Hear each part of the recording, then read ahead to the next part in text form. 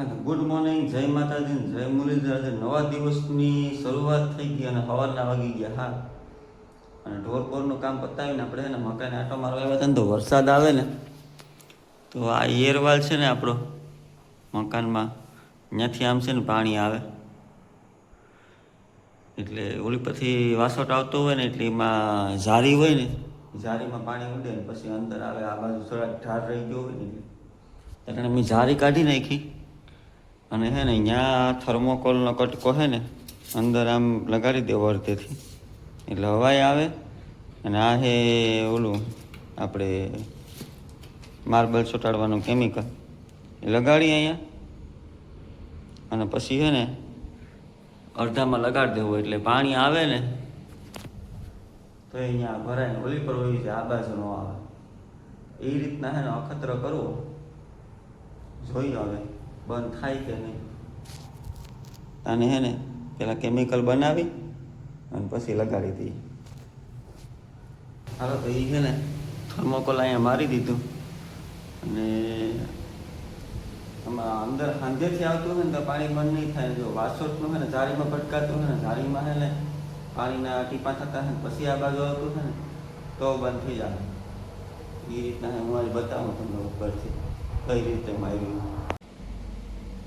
જો આ રીતના હવાઈ જશે અને પછી અડધે સુધી છે ને હેઠે કેમિકલ મારી અને થર્મોકોલ મારી દીધું, અડધું ખુલ્લું. એટલે પાણી આવે ને તો ઓલી બાજુ વયું જાય. અહીંથી આવતું હોય તો ને જો અહીં હાંધેથી આવતું હોય દિવાલમાંથી તો ઓલી બાજુથી કંઈક સુકાળ કરવો પડશે. એટલે હવે ખબર પડી જાય અહીંયાથી આવે કે અહીંયાથી નહીં. અને પાછી ઝારી મારી દીધી.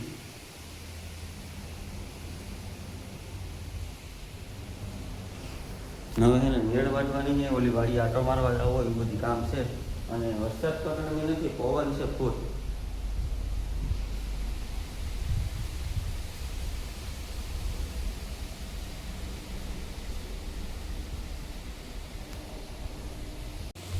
અને જો આપણી છે ને અગાસી ઉપરથી તો નાળિયેરનો દેખાવ આવે મસ્ત, એકદમ સાફ થઈ ગયું ને. રઝટ હતો એ બધી ધોવાઈ ગયો અને મસ્ત દેખાવ આવે.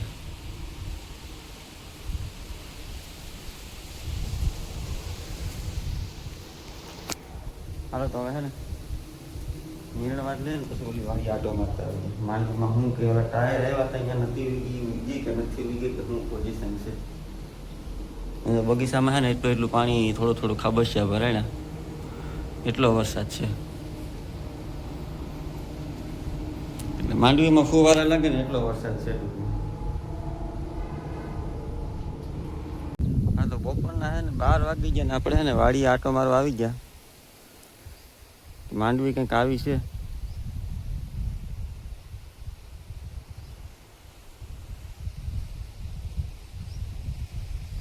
દર વર્ષે જે ઉગાવો હોય ને એ આ વર્ષે એવો જોઈએ એવો ઉગાવો નથી. વરસાદ વધી ગયો ને ગદડ ચોઈને લીધું હોય કે જે કંઈ હોય છે જ આમ પાખી દેખાય ક્યાંક ક્યાંક. જો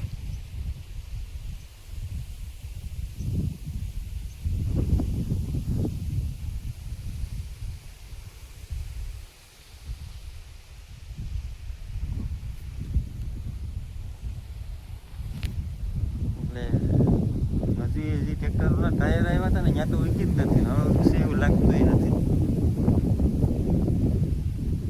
નાના ટ્રેક્ટર કરતાં ને મોટા ટ્રેક્ટરે વધારે વાવણી કરવાની મજા આવે. એ વસ્તુ ફાઇનલ. એમાં કદાચ ટાયર આવી ગયું હોત તો 10 દી 12 દી 15 દી પછી માંડવી બારોબાર નીકળે. પણ આ તો એટલો અહીંયા ગદડ કર્યો ને કે નીકળી શકે એવી કોઈ પરિસ્થિતિ જ નથી. જો આ અહીંયા છે ને હેઠા મેરે પણ જ આવે, આખી હાર દબાઈ ગઈ. હવે નીકળે તો નહીં. બધીમાં એ રીતના પ્રશ્ન છે. એટલે હવે જોઈએ જ્યાં જ્યાં ખાલા છે અહીંયા પાછી વાવી કે શું કરવું મગજ હાલતો નથી કંઈ.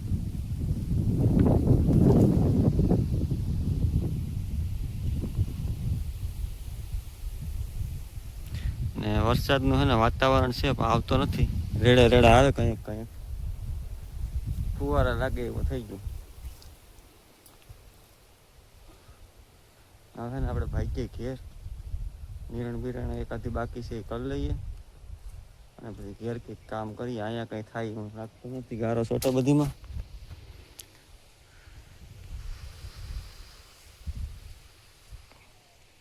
ફાઇનલી છે ને આપણે 1 કલાકથી મતતા હતા ને ત્યાં ફાઇનલી છે ને આપણી ગાડીના વાઇપરનું સેટિંગ આવ્યું.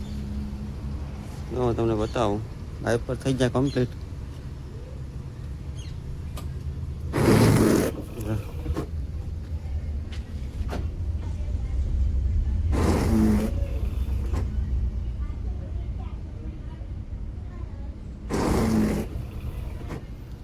હવે વરસાદમાં ગમે ત્યાં લઈ જાવે હોય ને તો ઉપાધિ નહીં.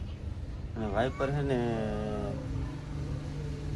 એટલા 1800-900 રૂપિયા 1800-1900 રૂપિયા જેટલો ખર્ચો થયો. મોટર બદલાવી, લિંકુ બદલાવી અને વાઇપર તો જૂના હતા ને હાલી ગયા. હવે એને ભેહું ધોવાનું કામ છે તો ધોઈ લઈએ. હવે થઈ ગઈ ટનાટન.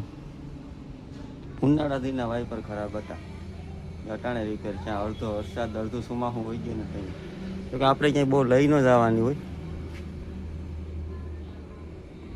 હાલો ભેહું ધોઈ લઈએ. હા તો ગુડ મોર્નિંગ, જય માતાજી અને જય મુરલીધર. આજે નવો દિવસ ઉગી ગયો ને કાલનો બ્લોગ આપણે છે ને અધૂરો હતો તો એ કન્ટિન્યુ કરીએ. સવારના છે ને 9 વાગી ગયા અને હે કંઈક રેડા નાખે. અને આપણે છે ને આપણે ખાલી એરવાલમાં જુગાડ કર્યો હતો ને થર્મોકોલ મારવાનો, એમાં પાણી આપણો સક્સેસ ગયો. જો પાણી બંધ થઈ ગયું આવવાનું.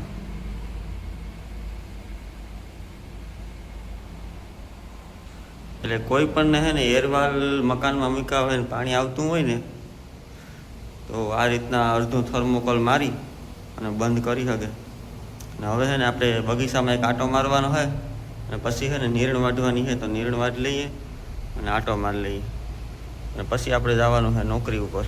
અટાણમી છે ને બધી સવારના પરમાં કામ કરી લઈએ. 9 થઈ ગયા અને 10 વાગે આપણે તૈયાર થઈને નીકળી જવાનું છે. તો 1 કલાકમાં છે ને ઢોરનું ને નીરણનું ને બધી કરી લઈએ ફટાફટ.